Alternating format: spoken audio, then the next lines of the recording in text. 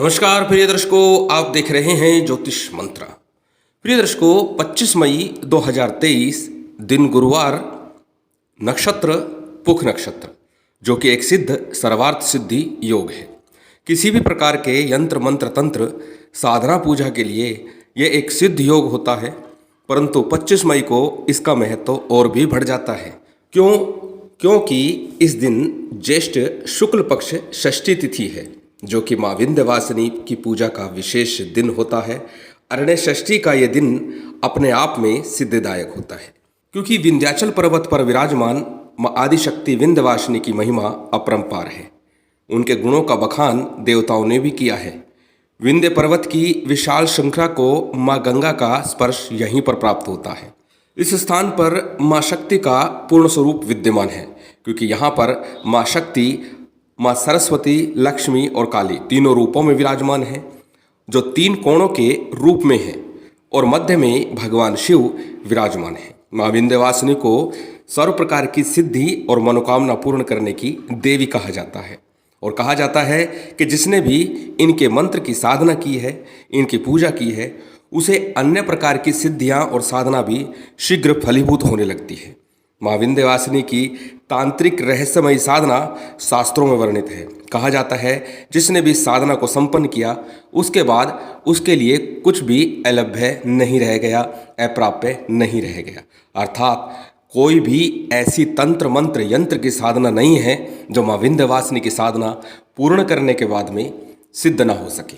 वैसे तो माँ विंध्यवासिनी की साधना का विशेष दिन अमावस्या से शुरू होता है। यदि माँ विंध्यवासिनी की तांत्रिक साधना की जाती है तो अमावस्या तिथि से की जाती है, परंतु 25 मई को माँ विंध्यवासिनी का ये विशेष पर्व है। एक दिवस की एक साधना मैं आप लोगों को देने जा रहा हूँ। सरल साधना है। ये साधना माँ विंध्यवासिनी की कृपा आपको निश्चित ही प्राप्त कराती है, जिससे कि आपके अनेकों मनोरथ सिद्ध हो सकते हैं। जब भी गृहस्थ जीवन में तनाव उत्पन्न होता है, कार्य व्यापार में या संतान से संबंधित किसी प्रकार की बाधा होती है, तो माँ विंध्यवासिनी के स्तोत्र का या विंध्यवासिनी की पूजा का विधान बताया गया है। पति पत्नी के संबंधों में मधुरता के लिए एक अचूक रामबाण प्रयोग है। यदि माँ की चालीसा मात्र भी कर ली जाए तो गृहस्थ जीवन में आया तनाव शीघ्र ही समाप्त हो जाता है। तांत्रिक साधना का विधान लंबा है, 11 दिन का है, और 11 दिन का ये विधान तांत्रिक है। परंतु आज एक दिवसीय साधना जो मैं आप लोगों को बताने जा रहा हूँ, वह भी अपने आप में श्रेष्ठ भी है और यथेष्ट भी है। आपके कार्य की सिद्धि अवश्य ही करती है। माँ के चरणों में पूर्ण श्रद्धा और विश्वास रखते हुए इस साधना को इस दिन आप अवश्य कीजिए। एक दिन का समय लगेगा, परंतु आपके मनोरथ सफल हो जाएंगे। इस एक दिवसीय साधना के लिए बड़े विधि विधान की आवश्यकता नहीं है। थोड़ा सा यदि विधान कर लिया जाए तो इसमें लेश मात्र भी संशय नहीं रह जाता कि आपको साधना का फल नहीं प्राप्त होगा। बात करते हैं साधना विधि विधान की, और साथ ही सबसे पहले बात करेंगे सामग्री की। सामग्री के तौर पर आपको लाल रंग का वस्त्र लेना है, चौकी लेनी है। वो माँ के आसन के लिए आपको चौकी के ऊपर लाल वस्त्र बिछा करके माँ भगवती का चित्र स्थापित करना है। विंध्यवासिनी का चित्र यदि आपके पास नहीं है, माँ भगवती दुर्गा का चित्र आप स्थापित कर सकते हैं। जप के लिए रुद्राक्ष की या लाल मूंगे की माला का प्रयोग किया जा सकता है, परंतु जो भी माला लें, प्राण प्रतिष्ठ लें। हमेशा बोलता हूँ, जब भी यंत्र या माला का प्रयोग करें, प्राण प्रतिष्ठा युक्त हो, क्योंकि तभी आपको पूर्ण फल की प्राप्ति होगी। इसके अतिरिक्त एक कलश के रूप में एक पात्र हो आपके पास, उसके ऊपर यदि नारियल रख सके तो नारियल रखें, अन्यथा पूर्ण पात्र रख लें। पूर्ण पात्र के विषय में अनेकों बार मैं बता चुका हूँ। चावल से भरा हुआ कोई पात्र हो या अन्न से भरा हुआ कोई पात्र हो, कलश के ऊपर रखा जाता है। कलश खाली नहीं रखा जाता। कलश के अंदर एक सुपारी, 2 लौंग, 2 इलायची, 1 रुपये का सिक्का, ये आपको डालना है। इसके अतिरिक्त हल्दी डाल सकते हैं, चंदन डाल सकते हैं, पुष्प डाल सकते हैं, मिश्री भी डाल सकते हैं, परंतु सुपारी, सिक्का, लौंग, इलायची अनिवार्य है। यदि बात करें आसन की, आसन यदि लाल हो तो श्रेष्ठ है, अन्यथा किसी भी प्रकार का स्वच्छ आसन आप ले सकते हैं। काले नीले रंग का प्रयोग इस साधना में आपको नहीं करना है। वस्त्र लाल हो, पीले हो, नारंगी रंग के हो, अति श्रेष्ठ होगा। अन्यथा स्वच्छ वस्त्र किसी भी प्रकार के पहन करके आप साधना कर सकते हैं। ये साधना रात्रि काल में करनी है आपको, रात्रि के 9 बजे के बाद में ही ये साधना आपको करनी है। एक दिन की ये साधना है, इसलिए अच्छा होगा शुद्ध देशी घी का दीपक आप प्रयोग करें। यदि घी नहीं है, घी के अभाव में तिल तेल का दीपक प्रयोग कर सकते हैं, किसी प्रकार का संशय नहीं है। इस सभी सामग्री के अतिरिक्त पुष्प, फल, फूल और नैवेद्य, नैवेद्य किसी प्रकार का ले सकते हैं आप, कोई भी शुद्ध नैवेद्य ले। खीर का नैवेद्य सर्वश्रेष्ठ कहा जाता है, परंतु जो भी आप ले सके वो नैवेद्य आप प्रयोग कर सकते हैं।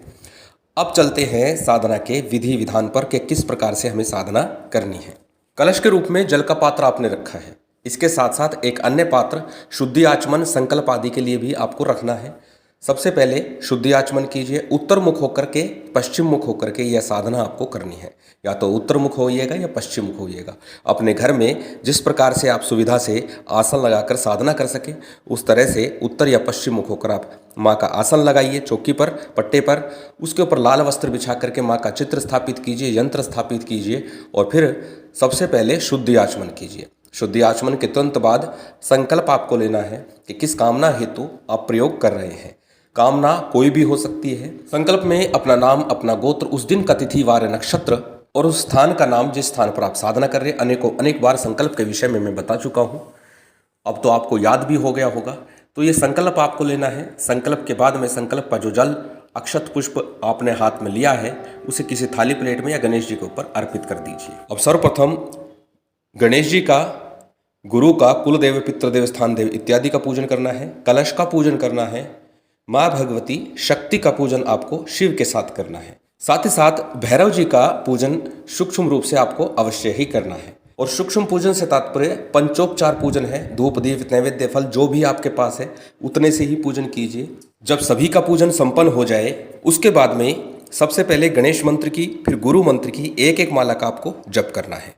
फिर आपको दाहिने हाथ में जल लेना है और जल लेकर के विनियोग मंत्र बोलना है। विनियोग मंत्र आपकी स्क्रीन पर दिखाई दे रहा है, आप इसे नोट कर सकते हैं, स्क्रीनशॉट ले सकते हैं।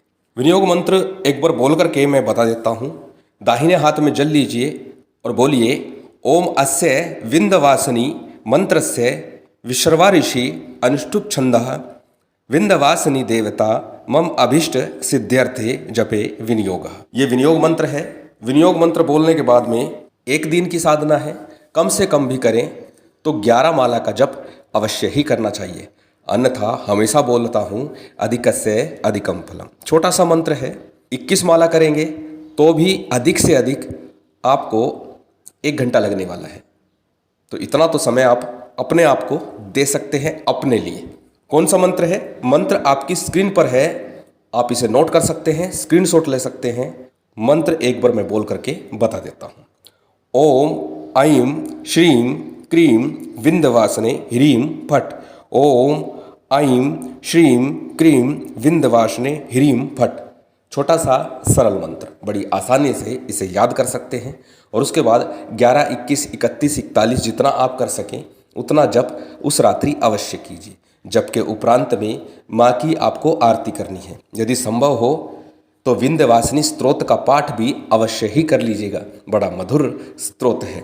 ये स्तोत्र कहीं से भी आपको मिल जाएगा, गूगल वगैरह से भी मिल जाएगा, नहीं तो मार्केट में पुस्तक आती है उसमें मिल जाएगा। जब आप मंत्र जप कर ले, स्तोत्र आदि का पाठ कर ले, उसके बाद माँ की आरती करनी है। आरती के बाद जो भी आपने भोग नैवेद्य रखा है वो आपको अर्पण करना है। प्रिय दर्शकों, एक चीज़ और मैं यहाँ पर बता दूँ आपको, क्योंकि कई बार ये प्रश्न आ चुका है।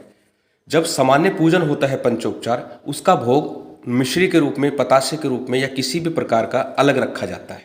और जब आरती के बाद जिस देवता की हम साधना करते हैं तब उसको भोग लगाते हैं, वो भोग अलग होता है। वो सामान्य भोग सबके साथ नहीं लगाया जाता, वो देवता को अलग लगाया जाता है। चाहे किसी भी देवी देवता की साधना करें, उस भोग को आपको अलग रखना है। भोग आदि अर्पण करने के बाद में माँ से क्षमा प्रार्थना करें, समर्पण करें, आसन को प्रणाम करें और साधना से उठ जाएं। इतनी भर साधना करनी है। अगले दिन प्रातःकाल जो भी पुष्प आदि साधना में प्रयोग किए हैं वो प्रवाहित कर दें। कलश का जल, उससे आपको स्नान करना है, पूरे घर में आपने छिड़क देना है। व्यापार स्थल है आपका, कहीं व्यापार करते हैं तो थोड़ा सा जल वहाँ पर भी छिड़क दीजिएगा। उस कलश में 1 रुपये का सिक्का, सुपारी, लौंग, इलायची आपने रखी है, उसे किसी लाल वस्त्र में बांध करके अपने घर में ही कहीं पर भी स्थापित कर दीजिएगा, रख दीजिएगा। इतना भर आपको करना है। छोटी सी साधना है, एक दिवसीय साधना है, सरल साधना है और प्रत्येक गृहस्थ को इस दिन माँ विंध्यवासिनी की पूजा अवश्य ही करनी चाहिए। माँ विंध्यवासिनी भगवती की कृपा आप पर बनी रहे, यही कामना है। और उम्मीद करता हूँ ये जानकारी, ये वीडियो आपको अच्छी लगी होगी। यदि अच्छी लगी हो तो कृपया लाइक कीजिएगा, शेयर कीजिएगा। यदि चैनल पर नए हैं तो सब्सक्राइब कर बेल आइकॉन बटन दबा दीजिएगा। जय माता दी, जय श्री राम।